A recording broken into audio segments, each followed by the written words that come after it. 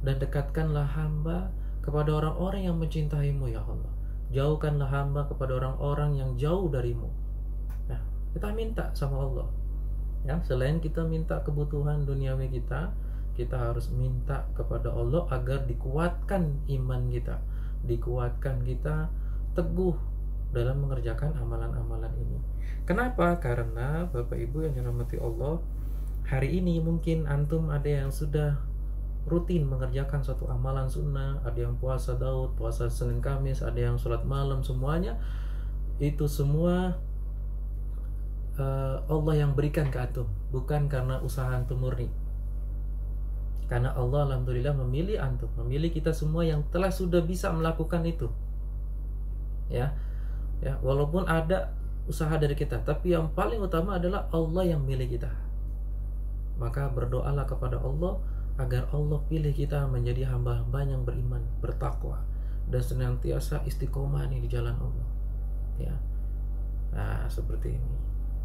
Dan minta sama Allah agar kita prasangkanya baik, karena saat ini subhanallah ya, kita ini umat muslim banyak banget media sosial segala macam menimbulkan prasangka buruk.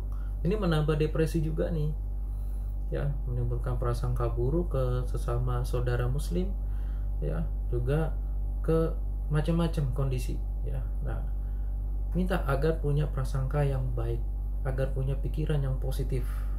Nah, ini penting. Selalu minta kepada Allah, nanti sesuai dengan doa-doa, nanti doa-doanya saya broadcast, antum bisa disimpan lalu sambil pegang handphone doa. Kalau belum hafal nggak apa-apa, atau di print silakan ya, atau bisa beli buku kitab Hisnul Muslim. Saya biasanya sumbernya dari situ ya, kitabnya Hisnul Muslim, judul nama kitabnya, karya Syekh Syahid bin Ali Waf Al-Khatani. Nah, silakan cari di mana aja boleh. Saya biasa sumbernya ambilnya dari situ untuk doa-doa yang saya broadcast. Baik, yang kedua Bapak Ibu, ini yang kedua adalah coba kita perhatikan hubungan kita dengan orang tua kita ya, karena hubungan orang tua kita ini saling berkait semua nih, hubungan-hubungan ya, hubungan kita dengan Allah, hubungan kita dengan orang tua kita terkait. Tidak bisa disebutkan orang itu beriman, orang itu bilang mencintai Allah, tapi hubungannya dengan orang tuanya buruk. Nggak bisa. Hubungan dengan orang tuanya harus baik ya. Tapi orang tuanya buruk nih, iya, orang tuanya kafir gitu ya, iya, sekalipun orang tuanya kafir atau orang tuanya buruk, maka hubungannya tetap baik. Tapi ingat, akidah tetap terjaga gitu ya. Tidak ada ketaatan kepada makhluk di atas ketaatan kepada Allah dan Rasulnya. Jadi hubungannya yang baik ya, tidak ada hubungan yang buruk. Nah, mari kita perhatikan nih hubungan kita dengan orang tua kita.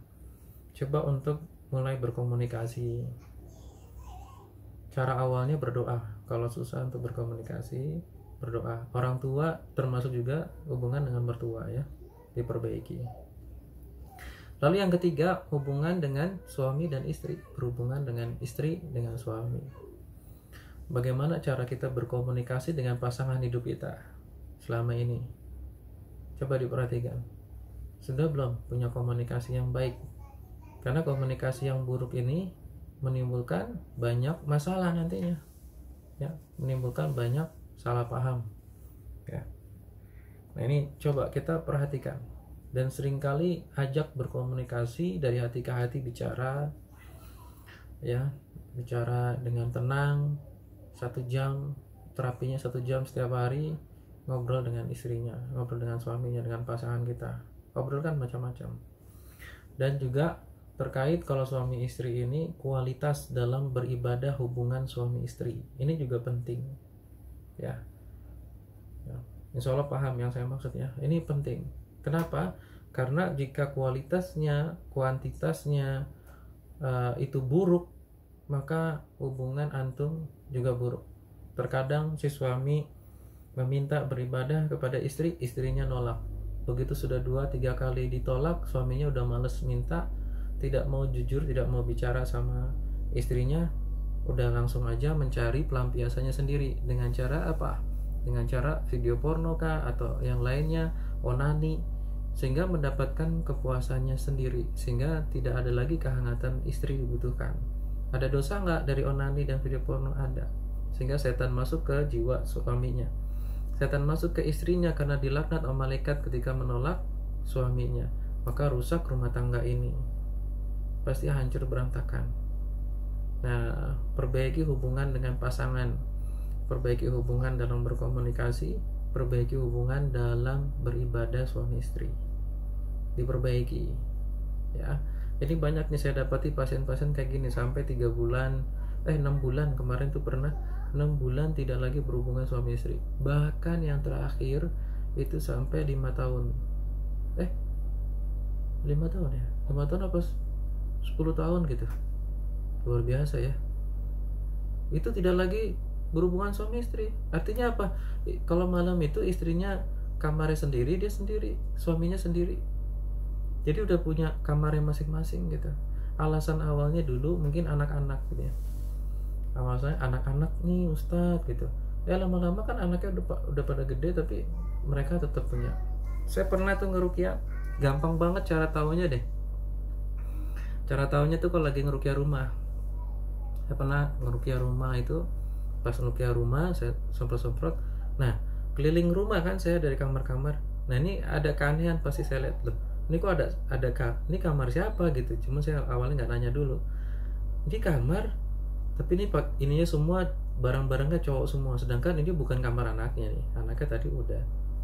Nah, ini kamar begini, tapi kok tempat tidurnya sampingnya ditimbun pakaian lah atau apa gitu.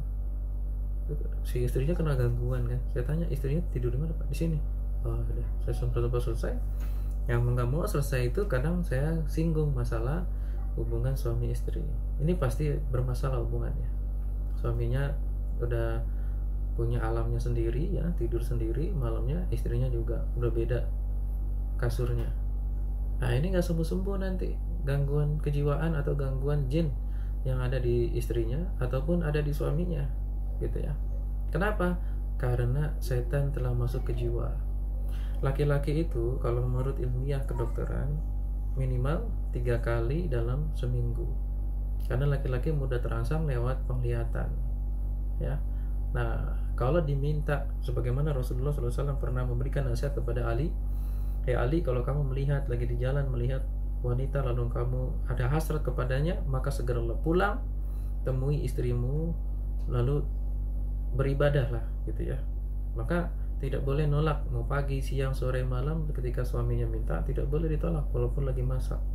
Harus segera dilayani suaminya. Dengan begitu keridhaan timbul dari seorang suami kepada istri, maka keberkahan terjadi di situ. Tapi kalau sering ditolak, maka dilaknat sama malaikat si istri, si suaminya akhirnya mencari pelarian, masuklah setan di dalam tubuhnya, makin rusak, makin banyak permasalahan yang timbul akhirnya. Nah ya, Bapak Ibu yang dirahmati Allah, yang nomor 3 adalah perbaiki hubungan dengan pasangan. Nah ini sampai sedetail itu saya terkadang harus bertanya ya kepada beberapa pasien. Yang nomor berikutnya, hubungan dengan anak, terutama anak yang paling dibenci. Terkadang dalam di orang tua itu, entah orang tua bapak atau si ibu, ada anak-anak yang dibenci ya. Benar nggak Bu, Pak? Anaknya punya 3 atau 4. Ada yang disayang banget, ada yang dibenci. Perbaiki hubungannya dengan anaknya semuanya, tapi yang paling utama perbaiki hubungan dengan anaknya yang paling dibenci. Kenapa demikian? Karena disitulah sumber emosi yang tertinggi, yang terkadang terkait ke masalah yang lain yang sebenarnya nggak ada kaitannya, tapi karena emosi terhadap anak tersebut itu tinggi, sehingga bisa menimbulkan depresi itu. Masalah sedikit ataupun anaknya berbuat masalah sedikit, langsung emosinya tinggi. Padahal manusia bikin salah itu bisa aja. Jadi coba kita perhatikan dulu sampai seberapa jauh permasalahannya. Nah, ini kita lakukan nih. Kita lakukan terapinya. Coba ibu, bapak yang hadir di sini yang mendengarkan ini, mari kita cek diri kita. Ini anak kita ini, dari sekian banyak anak, mana yang paling tidak disuka? Ya, oh dia pokoknya ngelawan lah segala macam. Oke. Listing, nah, diingat nih masalahnya itu. Oke. Nah, coba kita ajak ngobrol. Udah Ustadz tapi susah gini-gini. Nah, kalau sudah ya, terus diperbaiki. Perbaikinya satu, dengan cara berdoa. Biasanya kalau ibu bapak benci pada anaknya, maka doa itu jarang untuk anak tersebut. Atau barangkali udah nggak mau lagi ngedoain, atau doanya buruk keluar dari mulut. Coba angkat tangannya berdoa, ya Allah lembutkanlah hati anakku si A, si B, si C. Ya Allah, ya muqallibal qulub, tsabbit qalbi ala dinik. Ya Allah, Engkau yang bolak-balik hati, maka tetapkanlah hati anakku, namanya disebut, agar lurus jalan agamamu ya Allah. Tolong putraku ini, tolong putriku ini ya Allah. Nah, berdoa seperti itu. Jadi berdoa kepada Allah. Anak yang paling dibencinya itu terutama sering didoakan pada saat kita selesai sholat, zikir pagi, zikir petang. Nah, ya, itu didoakan. Terus manajemen hatinya. Jadi perhatikan ketika anak itu berbuat masalah, coba perhatikan ini masalahnya sebenarnya yang besar apa tidak sih? Kadang masalahnya kecil jadi besar juga karena udah benci aja. Jadi semua yang dilakukan sama si anak itu jadi salah. Nggak ada benernya. Kalau ada benernya, kitanya diem doang. Gitu. Padahal kalau bener kasih reward, penghargaan. Kalau salah kita kasih hukuman. Nah, Bapak Ibu yang dirahmati Allah, hukuman aja. Misalnya nih, ada anaknya salah. Maka ketika anaknya salah, ingat, kita membenci perilakunya, jangan benci orangnya.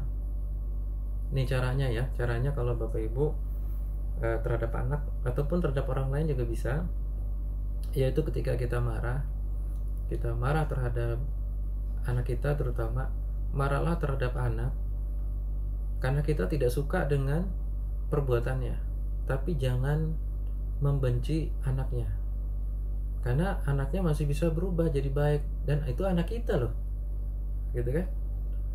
Tapi perbuatannya yang salah, maka kita benci perbuatannya, kita marahi dia atas perbuatannya itu. Artinya apa? Ketika anaknya sudah berubah, harusnya kita kasih reward ketika dia tidak melakukan perbuatan tersebut lagi. Tapi kalau bapak ibu benci ke anaknya, maka nanti jadinya selamanya anaknya itu menjadi blacklist dalam pikiran bapak ibu. Mau dia buat baik, mau buat buruk, udah pokoknya jelek. Coba deh rasain kayak gitu gak? Ya, ini diperhatikan. Ya Bapak Ibu yang dirahmati Allah, kita mulai rubah nih. Kita mulai kelola manajemen di hati kita ketika kita marah terhadap orang lain, terutama anak. Sekarang poinnya di nomor 4, hubungan dengan anak. Maka ketika marah sama anak, marahin perbuatannya. Kalau anak ini perlu dipukul-pukul, karena boleh dalam mendidik itu memukul, tapi ya mungkin dicubit ya. Terkadang gitu. Tapi selesai sudah, jangan dimarahin terus dari pagi, siang, sore dimarahin sampai besok terus. Pegel Bu, Pak, ya kan, rasanya nggak enak. Ya, kok kalau ada message masuk saya berisik di sini ya. Nah, Bapak Ibu yang dirahmati Allah, ayo kita rubah. Karena kalau kita tidak merubahnya, kita nggak bisa bahagia nih, ya. Hilang dari depresi, berarti goal setting kita apa? Kan sekarang penyakit depresi, bagaimana menterapi depresi? Berarti lawan dari depresi apa? Bahagia kan? Berarti tujuan dari pelatihan kita hari ini, bagaimana kita mencapai bahagia tanpa syarat. Kalau bahasa kerennya unconditional happiness, bahasa psikolog, bahasa Inggris. Bahagia dalam segala macam kondisi. Ya, gitu ya. Bagaimana caranya? Nah, ini kita lagi belajar nih ya. Diperhatikan tadi beberapa poin-poin tadi dan kita mulai manage. Ya, manage diri kita. Ya. Ini nanti semuanya keterkaitan nih sama pola makan, sama herbal. Makanya nanti kita akan tahu sebenarnya kita butuh herbal apa sih. Nah, kita akan tahu nih, kita akan belajar hari ini juga, insya Allah. Di jam 9:30 ya. Si panjang nih perjalanannya, si panjang banget. Oke, sampai di sini insya Allah paham ya.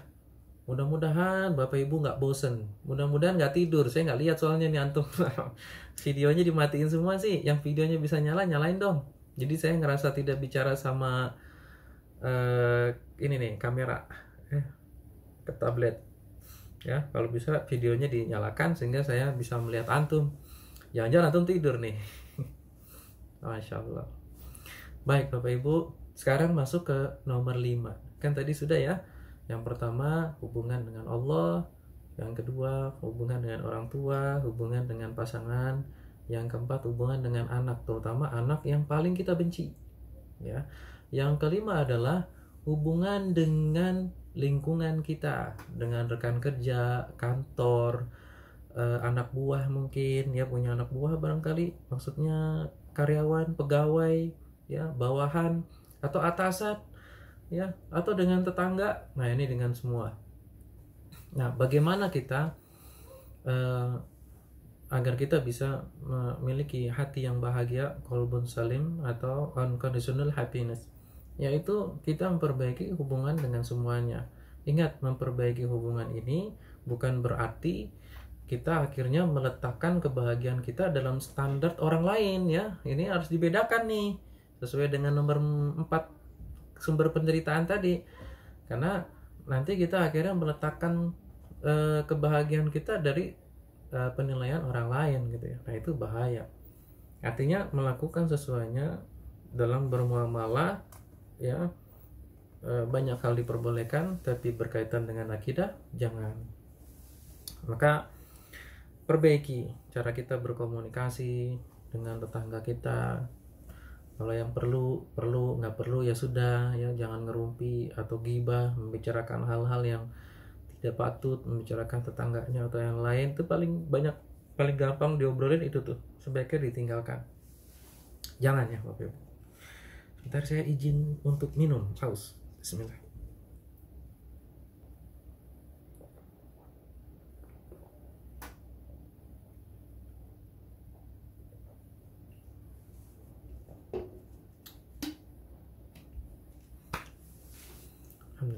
Nah, Bapak Ibu yang dirahmati Allah, jadi memperbaiki hubungan ini bukan berarti kita membenarkan suatu perilaku yang salah, bukan ya. Artinya perilaku yang salah atau suatu perbuatan yang salah, ya sudah itu salah dan kita tidak mengikuti, nggak boleh kita ikuti karena itu salah gitu ya. Nah, jadi kita memilih tetap berada di posisi melakukan segala sesuatunya dengan benar, tapi ingat hubungannya bagus. Gimana caranya menjelaskannya? Soalnya paham lah ya. Jangan antum ikut dalam suatu keburukan, tolong menolong dalam keburukan ya, nggak boleh. Tapi tolong menolong dalam kebaikan. Ketika ada keburukan kita tinggalkan, nggak boleh kita berteman dengan orang-orang tersebut ya, cukup kenal aja gitu aja. Nah, Bapak Ibu barangkali bekerja punya emosional buruk kepada yang orang lain, atasan, bawahan, karyawan, coba mulai sekarang diajak ngobrol ya, sesuai dengan kebutuhan ya. Kalau memang sudah tidak jangan ya. Dan ini juga harus diperhatikan ketika kita berkomunikasi, kita bermuamalah, hati-hati antum timbul berkhalwat ya, berdua-duaan antara laki-laki dan perempuan ya. Ini berhati-hati, hindari hal tersebut. Walaupun itu di japrian WA, nggak boleh ya. Nggak boleh antum dengan lawan jenis, antum chattingan dengan lawan jenis lalu akhirnya menimbulkan curhat-curhatan ya. Itu awal dari perselingkuhan itu. Jangan ya, tidak boleh. Menurut pendapat ulama, lawan jenis boleh WhatsApp itu dikarenakan satu perdagangan, adanya perdagangan yang kadang kita nggak tahu si adminnya itu dia laki-laki atau perempuan. Maka perdagangan, ataupun kita tahu tapi perdagangan nggak masalah, maaf ya muskilah, tapi dibatasi hanya bicara tentang perdagangan aja, jangan yang lainnya. Lalu yang kedua, konsultasi kepada lawan jenis, misalnya seorang akhwat konsultasi ke ustadz. Ya kebanyakan seperti itu, jarang bapak-bapak konsultasi ke ustazah, jarang ya. Kalau ada kayak gitu lucu juga sih, janganlah, nggak boleh ya. Kebanyakan bapak-bapak ya ke ustadz, ibu-ibu banyak ke ustadz juga misalnya, karena mungkin ada keterbatasan stok ustazah, mungkin terbatas gitu ya. Ya, wallahu a'lam bishawab, tapi sekarang udah banyak yang berilmu. Nah, kalaupun diperlukan akhirnya konsultasi seorang ibu kepada ustadz atau meruqyah, maka sebatas itu aja, sebatas keperluan untuk terapi itu, jangan sampai berlebihan. Nah, itu yang perlu dipahami. Satu, perdagangan. Yang kedua, konsultasi mengenai penyakit ya, ke dokter, ke ini sifatnya hanya untuk mencari suatu solusi ya, itu diperbolehkan. Yang lainnya jangan. Seperti temen di grup, ada grup alumni, barangkali antum alumni SMA, SMP, alumni SD ya, lalu tiba-tiba japrian. Nah, ini bahaya ini ya, nanti bisa CLBK ya, cinta lama bersemi kembali ya. Jadi alumni lalu reuni ini kadang menimbulkan rusaknya rumah tangga, dikarenakan hal seperti ini. Awalnya dari chattingan WA, akhirnya ketemu jadi pengurus, jadilah yang seharusnya tidak terjadi ya. Nah, itu dipahami bahwa memperbaiki hubungan dengan orang di sekitar kita tentu ada batasannya. Ingat syariat Islam, maka kita harus banyak belajar mana yang boleh dan mana yang tidak boleh ya. Mulai sekarang memilih teman itu lebih baik.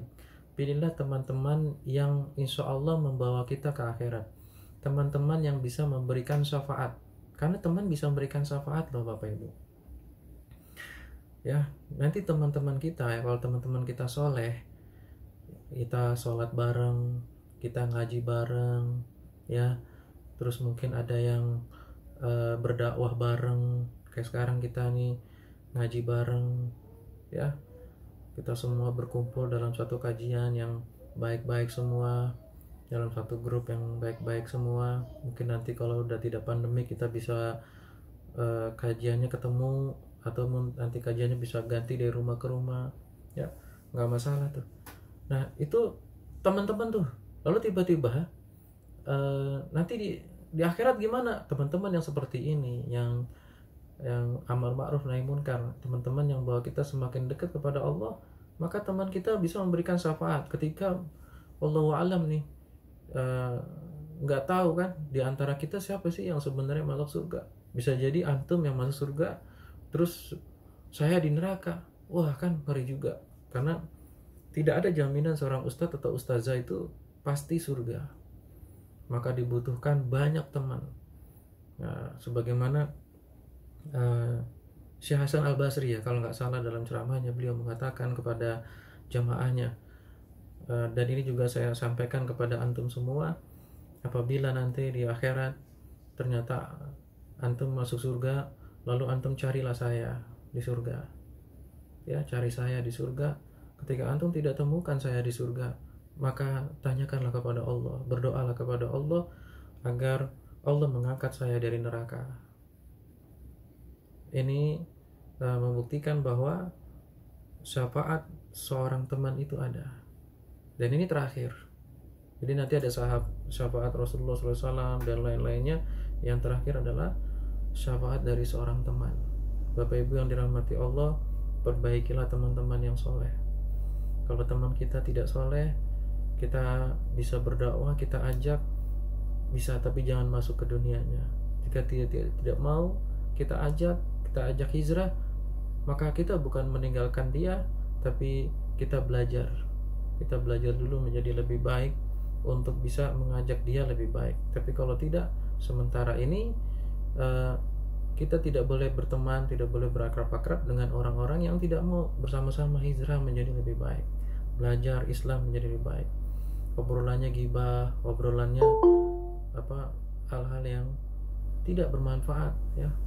Nah, ini Subhanallah, Bapak Ibu yang dirahmati Allah, berhati-hati. Ini ada yang baru gabung ya, sebenarnya tidak baik ya, gabung di pertengahan itu nggak bagus. Kenapa? Nanti antum bisa salah gitu dalam memahami. Biasakan Bapak Ibu yang dirahmati Allah, ketika kita mengikuti kajian, ikutilah dari awal ya, sehingga kita tidak salah. Oh, ganti HP. Oke, nggak apa-apa kalau ganti HP. Baterainya habis ya. Nah, Bapak Ibu yang dirahmati Allah, kita sudah mempelajari. Oh, alhamdulillah ya, nggak apa-apa ya. Saya dapat konfirmasi, ternyata yang baru gabung tadi ganti HP aja. Ya, bagus, alhamdulillah.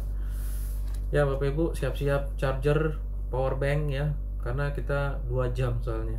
Kalau punya HP lagi enak bisa masuk. Ya, Bapak Ibu yang dirahmati Allah, kita sudah sampai mudah menghafalnya ya. Nah, ini dalam pendapat saya dan analisa saya sendiri, memang sifatnya masih subjektif berarti, tapi insya Allah saya lakukan ke beberapa pasien saya, alhamdulillah hasilnya bagus ya. Hasilnya bagus. 5 masalah selesaikan dengan 5 ya. 5 masalah tadi sudah saya jelaskan, selesaikan dengan 5 solusinya tadi ini.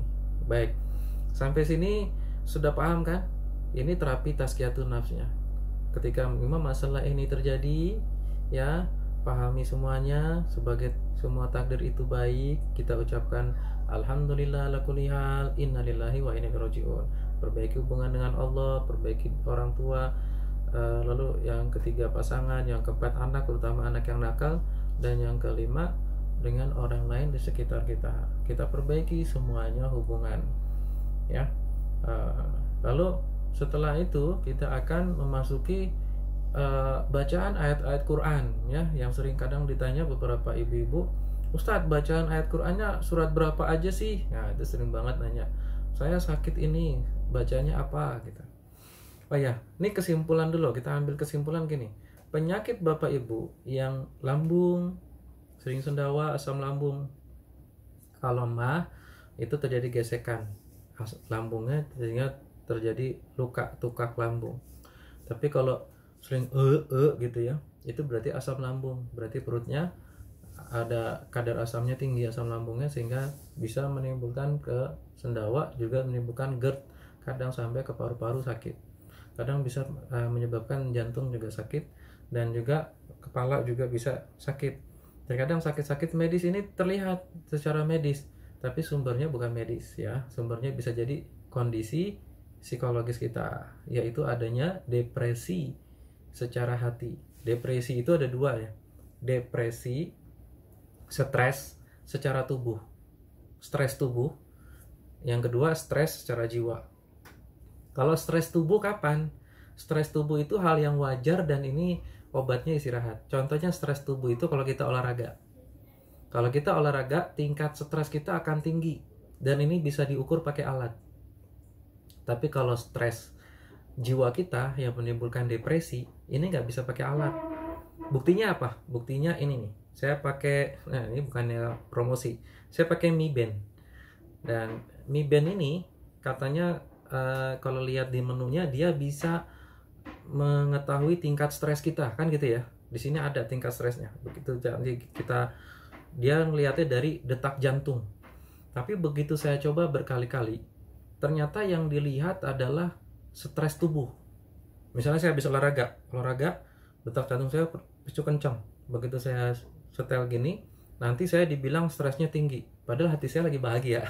Habis olahraga, seneng, terus makan enak gitu misalnya, hati saya lagi bahagia gitu. Kok saya dibilang stres? Oh, berarti alat ini hanya mengukur tingkat stres pada tubuh, bukan stres pada jiwa. Paham ya maksudnya ya? Nah, stres pada tubuh itu bisa diukur pakai alat, tapi stres pada jiwa nggak bisa. Lihat aja di hatinya nih, dirasakan. Nah gitu ya. Jadi stres itu ada 2 nih. Nanti yang dimaksud kalau kita berobat itu stres apa nih? Stres tubuh atau stres pada jiwa kita. Nah, stres pada jiwa kita menyebabkan apa? Sakit di kepala. Nanti bisa menyebabkan stres tubuh nggak? Bisa juga, karena ritme jantung atau daya pacu jantungnya jadi tidak normal ya, padahal kita sedang tidak berolahraga tapi jantungnya pacuannya kencang gitu. Nah ini kenapa? Bisa jadi karena depresi, tingkat jiwa kita depresi, stresnya tinggi, menyebabkan jantungnya berpacu lebih cepat, dan itu tidak sehat untuk tubuh, organ tubuh nanti yang lain sakit kalau terus menerus lelah capek. Organ tubuh jantung, organ tubuh yang lainnya juga akan lelah capek. Nah, saya lanjutkan dulu sampai tuntas materi atau kita tanya jawab sekarang ya? Sampai tuntas dulu, boleh? Mau tanya jawab nanti soalnya panjang kali nanti yang tanya. Ya, lanjut dulu aja ya. Sekarang jam 10 soalnya. Khawatirin nanti tidak dapat ya. Nanti tanya jawab di ending aja, boleh ya? Baik, kita lanjut, yaitu ruqyah. Tadi kan proses yang 5 ini udah masuk ruqyah ya. Tazkiyatun nafs ini, hubungan ini masuk dalam terapi ruqyah, tapi terapi tazkiyatun nafs, terapi yang biasa saya kerjakan. Nah, ruqyah bacaannya, bacaan Qur'annya bagaimana nih?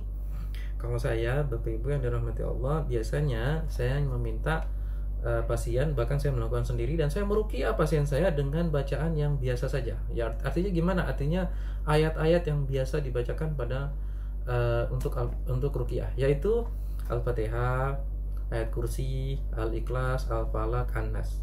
Udah itu aja cukup. Itu sudah cukup. Banyak ulama mengatakan ruqyah dengan itu cukup. Dan insya Allah bisa sehat, bisa kalau kita yakin. Ya, bukan berarti membaca surat Al-Quran yang lain tidak boleh. Karena dalam ruqyah itu dari Al-Fatihah sampai An-Nas boleh, semua ayat itu boleh. Kalau antum, Ustadz bosan nih baca Al-Fatihah, baca Al-Baqarah, silakan, monggo ya, satu surat berapa juz tuh, 2,5 juz ya. Mungkin antum mau gitu, boleh, nggak apa-apa. Dan memang Al-Baqarah, Ali Imran itu ada ininya, ada hadisnya juga. Boleh juga untuk ruqyah, untuk penyakit sihir, gangguan jin yang sangat berat ya, boleh juga. Tapi insya Allah ya, biiznillah, dengan izin Allah, bisa juga dengan ayat-ayat ruqyah yang sewajarnya ketika kita ingin ruqyah mandiri gitu ya. Dan itu fokus sekarang ruqyah mandiri.